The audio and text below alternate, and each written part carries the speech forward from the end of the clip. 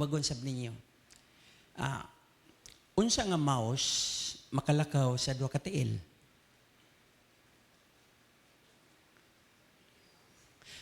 Ha?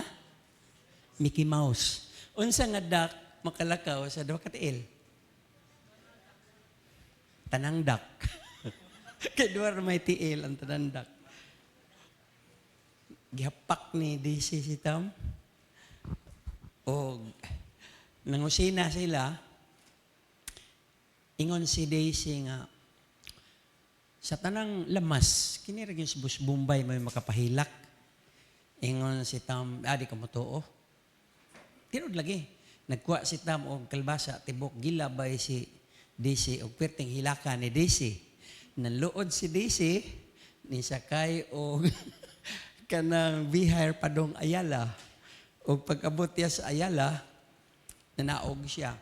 Ang iyang katapad nga laki, nakatug, takpilaw, gaana sa amin, nakurat, kaya niabot na, niabot na dahita. Niingon si Daisy, usay ta, way ta. Yan, tanaw ang tao, ulitaw ang lalaki. Maldita. Kaya nag-away dahil si Daisy o si Tam, naluod si Daisy. At doon sa atong teksto nga, dili si Daisy, kundi si Jesus. Sa Revelation chapter 2, na nata sa verse 12, part B. Nasa verse din the one who has the sharp two-edged sword says this, verse 13. Ingon, the one. Abi ni Daisy o si Tam na ang the one. Usahay, masipyat ang batan-o, no? Or bisan sa akong kaagi, masipyat, mao na ba ng dawan? Muna ning agig daghang mga relasyon. Sa espirituhanong pagkaagi, daghang kayong dawan karon alang sa uban nga nagsuroy-suroy og laing tinuuhan kay abi nilag mauna ang dawan nga gisimba niya ng maong grupo o maong pundok. Sa Pilipinas, daghan kaayo din sa ato sa Lapu-Lapu, daghan kayong giisip nila nga dawan. Alang nila mao nay dawan. Pero ang gisulti sa Bible, dunay the one who has the sharp two-edged sword. Kining sword sa Bible, simbolo ni siya, kung kwaon ni mo ang letter S, simbolo ni siya sa, maun sa may tabo, kung kuhaan tangtangon ng unang letter S, word. So, symbol na siya, matod pa sa Hebrews, di ba, 4:12, nga ang Word of God is a sharper gani, hait pa kay sa two-edged sword. So, symbol ang espada sa pulong sa Diyos. May sulti ni Paul sa Ephesians, no? O sa mga hinagiban sa Espiritu. So, it means that the word of God, or the word, yes, of Jesus, will defend. Mudipinsa ni siya sa church ang pulong sa Diyos against the onslaught o pag-atake ni Satanas. Kay pirti mag-atake si Satanas ining maong church na atong gibasa sa verse 12 to the angel of the church in Pergamum. So ang Pergamum, ang iyang location, wala sila mahimugso sa sayop nga zip code. If you're thinking that you are born in a wrong zip code, you're wrong. Kaya niingon si God nga walay sulagma nga ang atong nahimutangan, no? God knows our location. So, muna sa verse 13, niingon si Jesus nga I know where you dwell. Kay bao si Jesus Christ nga kining mga taga Pergamum kailangan ni sila proteksyon, kailangan ni dipinsahan ug ang modipinsa maong pulong niya. Kay grabe, severe kayo ang persecution dinhi o didto sa Pergamum. Talking about the sword, sa chapter 1 pa lang daan, verse 16, kung naa mo Bible, ug inyong basahon, ang identification din niya, si Jesus Christ ni Gyud, ang the one who had the sharp-edged sword. No? Verse 16, ingon din ni in his, chapter 1, no? In his right hand, Jesus healed 7 stars. Kaya bautag unsa ng 7 stars, no? Ang mga pastor na siya. And out of his mouth came a sharp two-edged sword to defend lagi sa church. His face was like the sun shining in its strength. Mag-pray ta. Father, we thank you for tonight. We bless your word. We bless you. We praise you. We magnify your name now and forever, always, always, Lord. In Jesus, in your name. Amen. So, naitabo din nga gisultihan ni Jesus Christ ang mga Kristohanon sa Pergamum nga naka-GPS mo, nakahibaw ko, labaw pa na satellite, ako nasayod kung asa mo na imutang. Kining word nga dwell, permanent residence ni PR ni, og taka sa Singapore, apply kapag may PR, so pwede nagtungari. Pero giisip pod nga makapuyo na ka dito. Permanent residence status. Nya ning ingon si Jesus Christ nga nasayod ko kung asa mo nagpuyo mo where Satan's throne is. Grabe ni.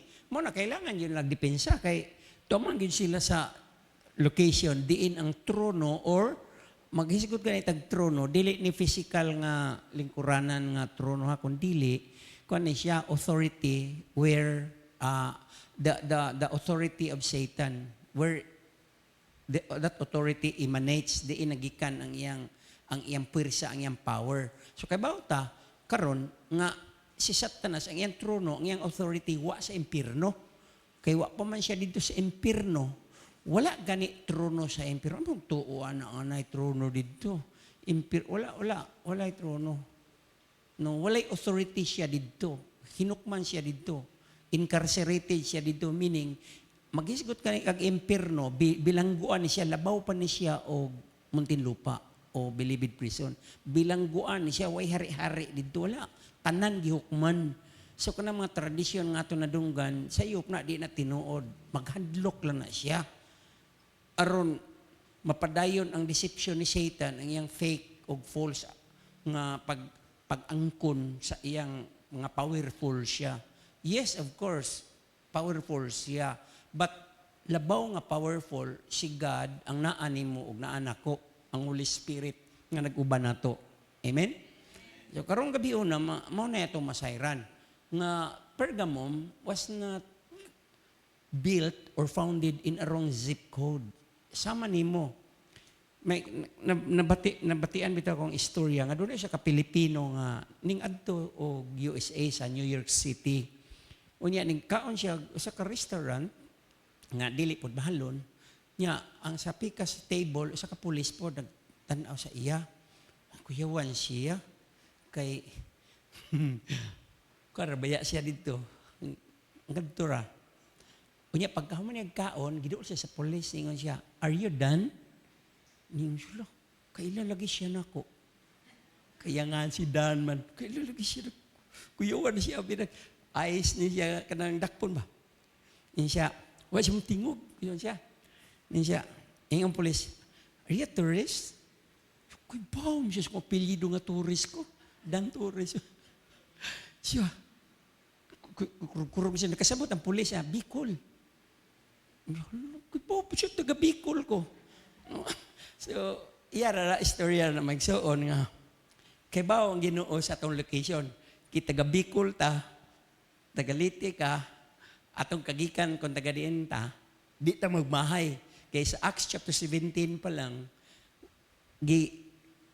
si God mo'y nagbutang nato sa atong pamilya, sa atong dapit, sa atong zip code nga gamit. Og kung naminyo ta, kung nasa nang tagibutang, di ta magmahay, di ta magsigreklamo.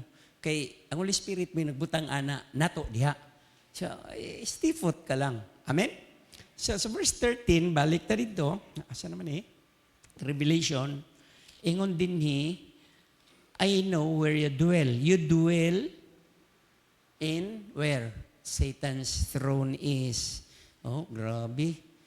You dwell where Satan, again, dwell means wa siya naglupad-lupad, permanente siyang naa sa Pergamum, sa city of Pergamum. Diin ay mutang ang church nga pagan kanhi pero na-converted tungod sa pagwali ni Paul dito sa Asia Minor o the whole Asia na lukop. So nintabok sa mga lungsod dito, Pergamum, Smyrna, Thyatira, tanan-tanan, na saturated sa Word of God. So, throne means ang authority ng Satan emanates og diha nagikan. Sa chapter 19, atong pakliyon itong Bible dito, paspasan ko lang ni siya. Sa verse 20, niingon din the beast, si Antichrist ni siya, no? Tao niya, tao, beast, hulagway ni siya. Pero tao ni siya nga, gipossess ni Satan, gi-empower ni Satan, beast. Powerful person ni siya, labaw pa ni ka-powerful ni President Trump. The beast was seized, and with him the false prophet. So religious leader ni siya, tao gyapon ni siya, who performed the signs in his presence by which he deceived those who had received the mark of the beast. Kadtong marka nga either microchip implant or something Neuralink or anything nga gi-insert sa lawas, sa unod sa tao, aron makontrol sa system ni Antichrist. Ana nga time sa tribulation. Kaya kini tribulation naman ni atong gibasa. Those who worship His image, apil pod, no? Nakita. These two, ingon din silang duha, si Antichrist o si false prophet, ang political military leader o ang religious leader were thrown alive. Buhi nga gilabay asaman into the lake of fire. Ngunit description sa hell, lake of fire, sulfur na siya. Grabe ni ka init. O ni undang-undang ning pagdilaab. So ang primerong occupants sa lake of fire nga gitawag na to Gehenna, hell, is kanin duha, si beast, si Antichrist o si false prophet. Mao ni una first honor nga itambog to. Sa to ba sa karon basiyo pa ang hell, wa pa isod. Pero inikabot ani sa tribulation period, sila may unang isod didto. Asa naman ito mga unbeliever nga karon maglikay-likay dili mo tuo ni Kristo. Arita sa chapter 20 verse 10. Abantel tagamay. Ingon din and the devil who deceived them, si Satan, ani devil man, yawa, no? Was thrown into the lake of fire. So ikaduha ni siyang gilabay, tulo na sila dito. And brimstone, no? Sulfur. Where the beast and the false prophet are also. They, silang tulo, will be tormented day and night. Kanta na to. Lain niya to, kay day and night we worship the Lord. Sila dito tormented. Tormented. Day and night. Kano sa man? Forever and ever. Silang tulo. So karon nagpatuyang pa sila panamas-tamas, pag-atake sa church, pag-assassinate sa mga pag-assault sa mga Kristohanon. Pero inikabutan ng panahon na forever and ever bayagid kapatid.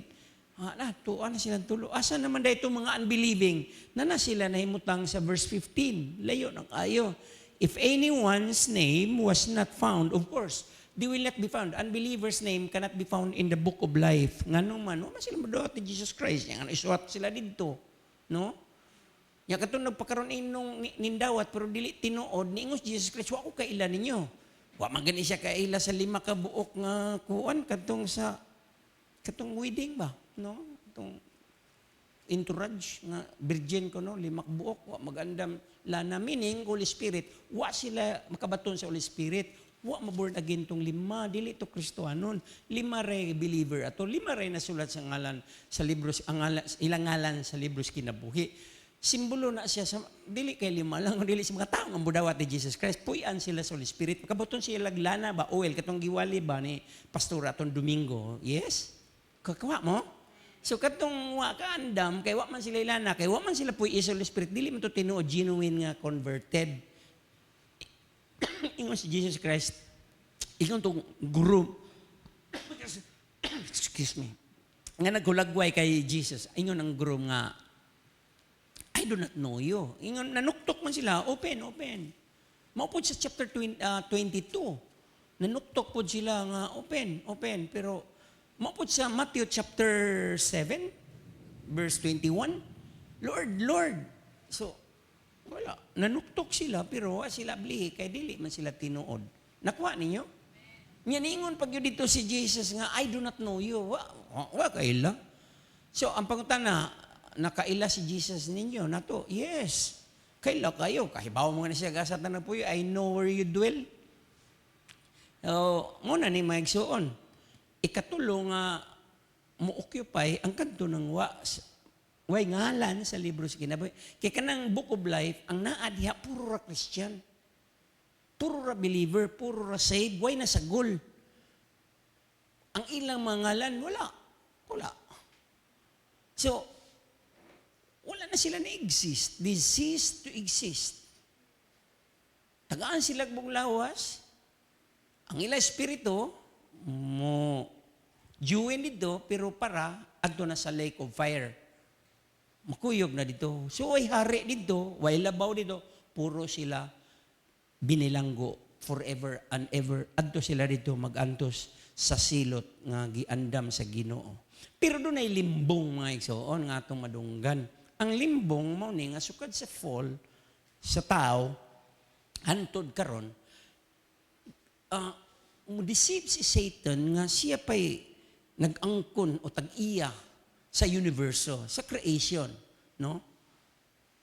Ang ka na mga technology discovery karon ka na magong invention sa NVIDIA nga gi-promote nga AI something kana CERN o sa CERN na nga gi-pitch ganiha sa CEO ug kanang ubang mga discovery kana mga humanoid nga nakadaog sa EGT gahapon nga nanaya walok buok robot nga dunay AI nga kuyog action dungan gyud di na siya dautan no makayo na magamit na nato ang dautan diha kon gigamit sa agi nga dili mayo okay so naman mo kay padung naman gyud ta diha human naman ang internet age na naman ta sa AI age musugotag sa dili.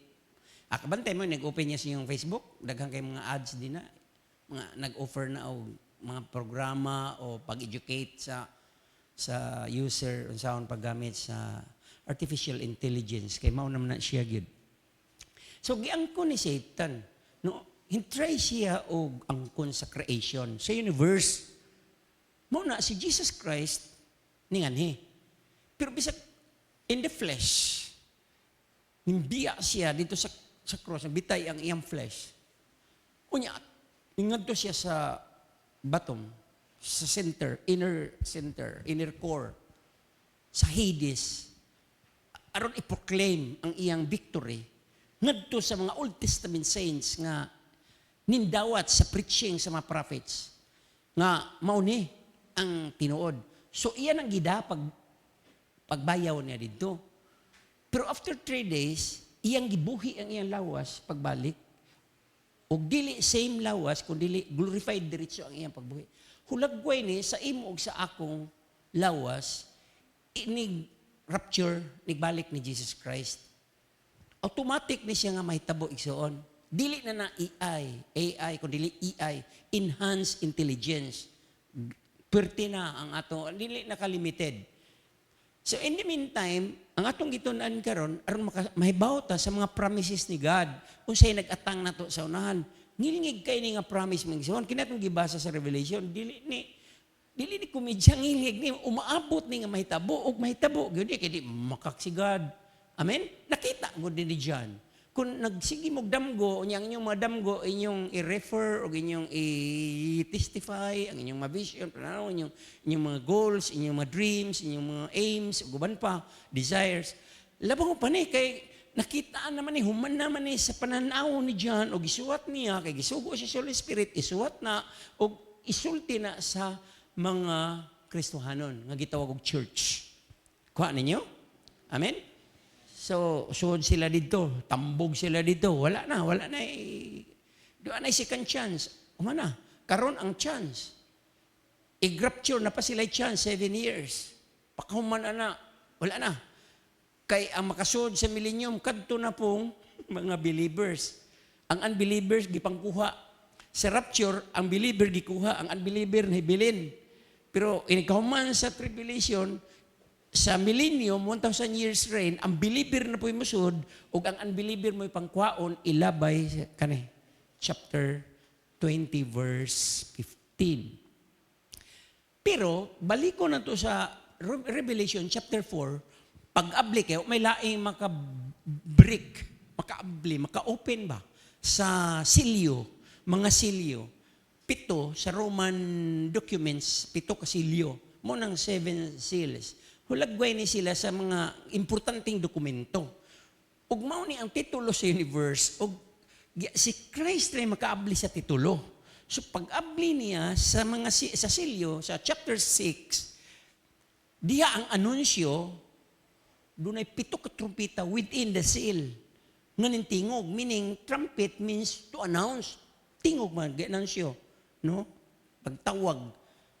Dungan sa pagyabo sa panaksan, bowl judgment. Grabe. Grabe ni mga disaster, katalagman, mga labaw pa sa init nga itong nasinati, labaw pa sa baha or anything atong sinati sa atong panahon. So, kini karon mga igsoon, ang kapungot na ni sa Dios nga sa panaksan, dako magbaba, mo to istorya mi si life coach ani, nganong dili botilya, ang description sa Bible, nganong bowl man. Tungod kay ang bowl, dako baba, og ikapuno ani mo awas ni siya og igyabo ani napuno ang bowl ba ang panaksan napuno sa sala sa kalibutan og nag-awas-awas ang kasuko sa Dios simbolo gibo-bo makatalagman na puros dili na ordinaryong gera o nuclear something kuan gid na siya celestial gid na siya nga mga intervention mga asteroid mga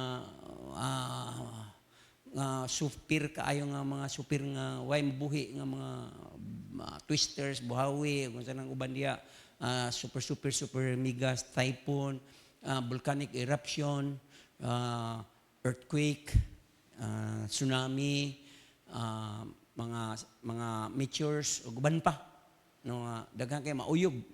Matud pa sa Bible, sa Luke, the earth was shaking. So, nagsusapinday gani mura og hubog, no? Sa pinday sa iyang orbit kay nabanggaan man siya og dako kay bato sa kawanangan. Mao ni ang panahon nga pagpaila ni nga bawiu na ni Jesus ang ownership sa universe. So inigbawi niya, mao na ni gitawag og Jesus reigns. Kay muray naman siya og sa kalibo ka tuig. Og si Bir ako kitang kamo diha. Roy, kita na mo reign with Jesus. No? Posible nga si Judalo na nasa Senado, so di naman kagubot sila. Kay Christian naman kayo. Glorified body ka, senador sa Pilipinas. Si Precious ba, siya mo'y mayor sa Lapu-Lapu. Kay nagkinahanglan mo na, kay karon tanan nagda, purom na mga unbelievers agad. Kung doon naman gani believer, matintal pag yun sa kuan. Kaya ng core, heart, rap, brick, corruption. No, matintal yun. No, mismo sa church. Kung may church niya, pastor niya, nakakorta, atintal, palit na nagwan. Lamborghini, Lambo, o Rolls Royce, o gusto pa na. No? Lisod, kaya nga naman nata sa earth mo ni mga instruction o mga warning ni Jesus, din sa Revelation. So makasugat gani mo og sword sa Revelation, it articulates judicial authority of Jesus Christ as both as judge and executioner. Siya mo execute sa evil nga ning hari sa kalibutan. Mo nang hiniluay gid ng tribulation 7 years na siya kadiyot ra kay na 7 years. Mura ra nag-presidente sa United States nga nakadaog 6 ka tuig plus 1. Ya, pagkahuman ana, muray na si Jesus Christ 1,000 years dili na komedya ng 1,000 years dugay na. Amen. Pila pa edad nimo ron? Dugay na ka sa kalibutan. Pila pa edad nimo? 30 ka pin, 50. Dugay na, murag dugay nung tas kalibutan. No? Paspas kayo. Samot ng 1,000 years. So the throne, ingon din I know where you dwell. Where Satan's throne is. Throne means, paminawa ni, a Gentile false religion. Sa Pergamum. Nahinumdum ta, diri sa chapter 2, gyapon, verse 9, night church sa Smyrna, ang ikadwan church. dili throne ang gigamit, giingon din ni, but ingon din ni, I know your tribulation. Sa verse 9 ha, and your poverty, but you are rich, and the blasphemy by those who say they are Jews and are not, sa atupad, by birth, by race, by religion, tingali, pero they are not. Because, ingon siya dia, they are synagogue of Satan. So, doon ay kalahian ng throne of Satan o synagogue of Satan. Ang synagogue of Satan means the Jewish perverted religion, ang hiwi nga relihiyon tinuuhan sa mga Hudyo. Samtang ang throne of Satan, Gentile, dili non-Jewish, religious, false religion. No? So, mayon tag throne of Satan because in Pergamum, naanahimutang ang emperor worship. Ug ang emperor maoy head sa temple nga gitawag nilag Pantheon. Ang Pantheon, dako kay ning building murag cathedral. Na ang mga gods gipamutang nila diha. Ang ngan sila mga gods ngan sa planeta. Kasi sila may superpower sa una. Munang tanaw mo mga medieval nga mga Roman centurion, Roman officers, ana, ang naibutang sila dito, wala sila mga tusgira, ngan Mars ang ilang giampo, ngan sa goddess, goddess of war, ana. Wa man sila mo dawat sa giwali ni Paul. Ilamang gipamatay ang mga missionary, sila si Peter, sila si Paul. Pero diha sa ilang mapantion ang mga goddesses, Venus, mga sa kuwan, Mercury, Jupiter, ang pinaka-powerful nga God, which na sa Pergamum ang pinakadakong templo nga gitawag og Pantheon. So kini si Jupiter, convert nila into Zeus, Zeus. Muni ang pinaka-god sa Roman Empire. Hantod ron. No? Sa uban nila mga cult-cult, kana mga colosseum nila. Ito mag-gladiator. No? By the way, Father, forgive them, for they do not know what they are doing. Dito sa cross si Jesus Christ. Timan-igin ninyo ang context. Ang buti pasabot ni Jesus, ang centurion o ang tulong ang naglansang niya. Kay gisugo raman sila sa order, sa officer. So naingan Jesus pasayloa ni mga sundalo, kini mga Roman soldier. Diba mo, nakabig, paglinog, ning ingon ang centurion, God gyud na siya. Ug ang tanang mga tao dito nag-alirong sa cross, pagkamatay ni Jesus Christ, ipang dukduk nila ang landugan. That means repentance. Sa ito pa, kadto mo'y unang na-convert, ang pirmirong na-convert sa cross, ang kriminal, ay kadwa kadto mga sundalo. Dili to message para ato nga forgive. Second inference, yes, pero kung context, sila ang buti pasabot ni Jesus Christ. Pasayloa sila, kaya wa sila masayad silang gibuhat. Manang ni ako diri sa babaw. Nakuha ninyo? Okay? So, pagka matay ni sa lawas ni Jesus, kaya mamatay Jesus Christ, lawas naman, ang iyang flesh naman, kay bawa ka ng flesh, sakitan, pain, dead, dukdok sila. Hinumdum mo, dunay duha, nga nagampo sa templo ang sa Parisiyo, ang sa tax gatherer. Ang Parisiyo, ang hambog siya, nga naghatag siya, tay, tiyana, wa siya sala. Ang tax gatherer dito sa kanto, dukdok siya dugan, ginorsol. So, kuana kanang symbol of repentance and salvation. So daghan na luwas atong pagkamatay ni Jesus Christ. Balik ta aning gibutang sa gitawag nila og Acropolis sa Rome. Atong tema nga nahimo karon na ani ron kung makaadto mo Rome, tourist mo dito, sige ang imong apelyido abing pero tourist or Diola, pero tourist ka dito. Na ay gitawag lang Acropolis, nasa hilltop. No? Sa US, ang ilang kapitolyo, gitawag og kanang hill ba na? Hill. Ito ditong mga senador ko. Nya na White House. Buntod na siya, buntaog na siya. Kay tuwa dito ang trono sa sa baliktaan sa Rome, ang Acropolis maoy nahimutang na ibabaw sa syudad. Tuktok sa syudad ba? Babaw, shape. Dunay trono nga nag-shape like a throne para kay Zeus. So, nahimo ning usa sa mga wonders of the world sa atong panahon. Muna daghang turista pod mga adto karon gawa sa nang gitawag ng Colosseum katong giawayan ba katong nahilayon nya mga ilawog tong mga Kristiyan dito nya. O ba katong nay mga movie nga ipakita nila about gladiators. Pero naku isulti ninyo magsuon gidipinsahan ni Jesus ang church tungod sa persecution paglutos tungod kay the throne of Satan was there. Wa sila mahagba sa persecution sa mga paglutos. Ligon sila, wa sila maunsa. Abi ninyo kung unsay nakaunsa nila. Na dinhi. Basahon sa natong verse 13. And you hold fast my name. Oh, wa sila maunsa. And did not deny my faith. Wala. Even in the days of Antipas. Kisa man si Antipas, ingon dinhi, my witness, my faithful one. So, kini si Antipas, kuan siya, believer ni siya nga faithful. Nya na-martyr siya kay man who was killed among you. Verse 13 ta. Where Satan dwells. So gipatay gyud taon ni si Antipas sa tungod sa lutos. So wag gyud siya mag-give up siyang faith no, ngiga. Puwerte. Pero pag abot sa 14, dire sila na hagba, naluka pa sila dire. But I have few things against you because you have there some who hold the teachings of Balaam. Unsa ning false teaching of Balaam? False teaching of Balaam. False prophet man ni si Balaam sa Old Testament. Katubang dunay donkey nga tingog, no? Nga patyo nun ta si Balaam pero naluoy ang Ginoo. Kay iyag yung tunglohon ang Israel bisag ingnan sa Holy Spirit ayaw kay ako nang mapinili. Iyag yung tunglohon tungod kay si Balak ang ari ipatunglo gyud. So wag yun. So here who keep the teaching Balak, who keep teaching Balak to put a stumbling block before the sons of Israel.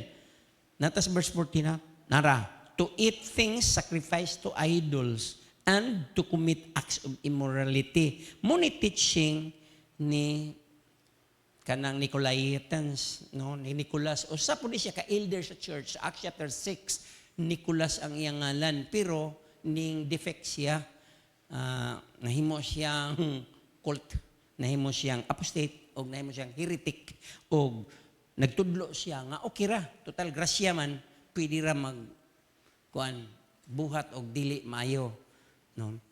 So ang ilang sala is naminaw sila sa teaching ni Balaam na false teaching o ang false teaching sa Nicolaitans makita-an is verse 15 na mention so you have some who in the same way hold the teaching of the Nicolaitans. Oh, mo na nilig yung pastor nga antinomian, no?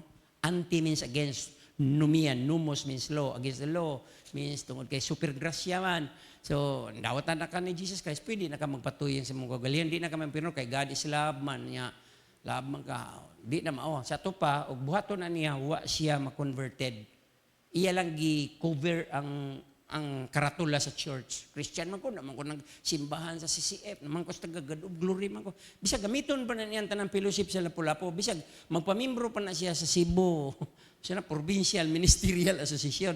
O wa mabago yung kinabuhi. Wala, useless. Nga na, sa pastor, mabita ko di kaya kung paila. Ipakita lang ang trabaho sa Holy Spirit, ang bunga sa Espiritu sa imong kinabuhi. Amen? So ang nakatagak nila, dili ang lutos, persecution, kundi ang kamunduhan, worldliness, kining immorality, worldliness. Naprayo nila ba ang physical pleasures kaysa pagtagad o kay nawa ang ilang regard sa spiritual need. Pula na siguro na sila. Ubang mga Kristohanon, di kalahutay. Sige tagwalig lote, di sila kalote, mapulan sila mga Kristohanon dili sila. Ilang spiritual need alang nila, igo na di ganin ba sa Bible balay?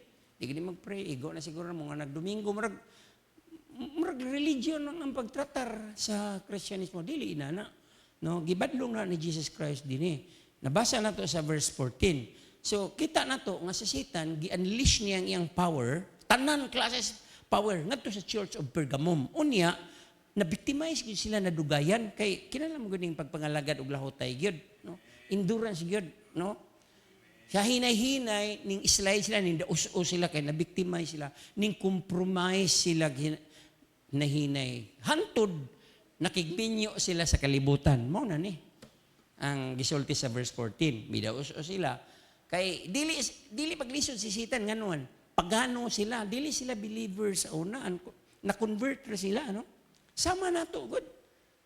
Sa may background na to, religious people ta. Actually, pagans ta. Actually, nagsimba tag Diyos. Actually, cult ang atong kagikan, mga religious cult ato.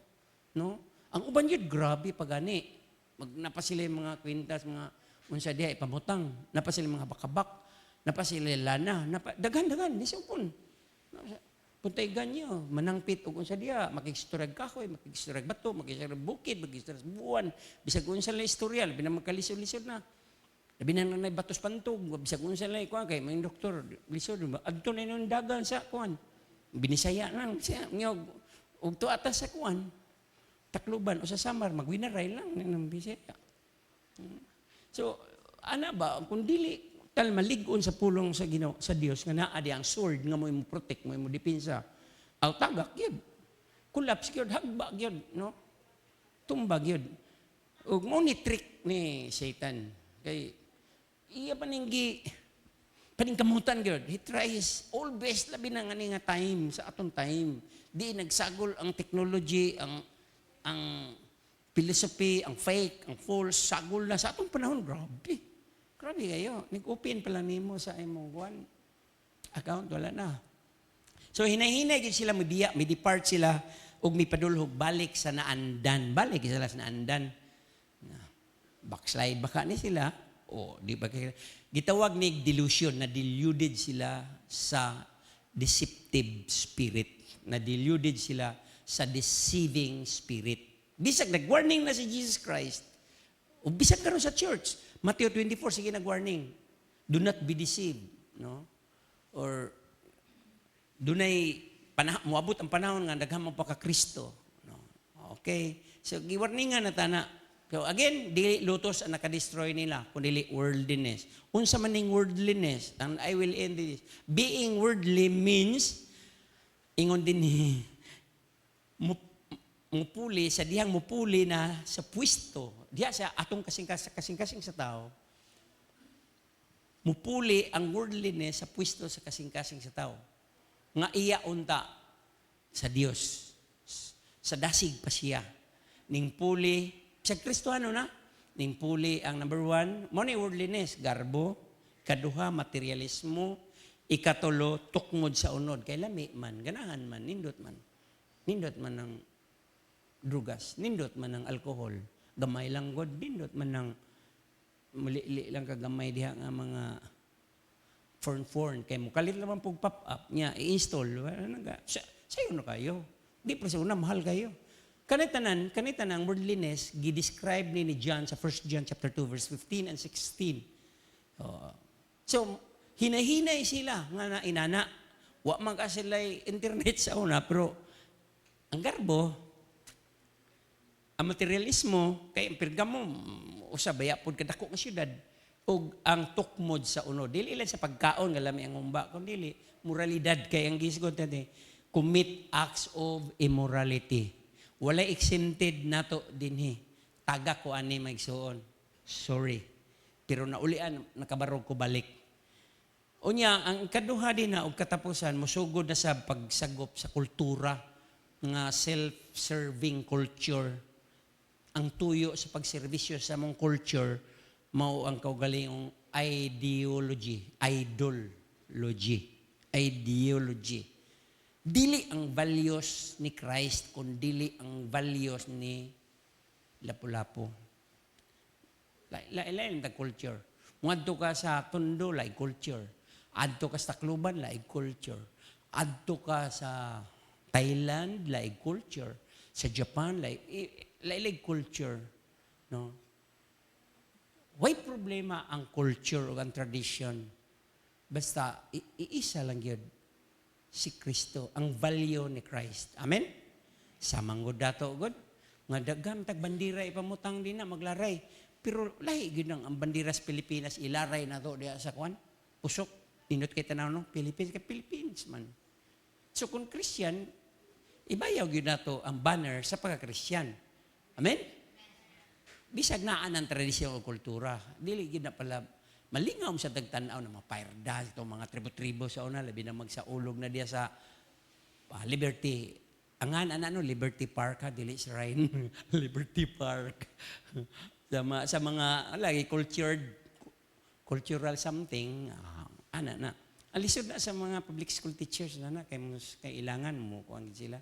So diyan lang ko kutob, daghang salamat sa inyong panahon bisag uwan o kamong naglantaw. I hope nga nakakuha mo pagtulunan nga bisag gamay lang aning akong gi-share ni kagabion. Dalaygon ang Dios sa walay katapusan. Lord, thank you. Amen.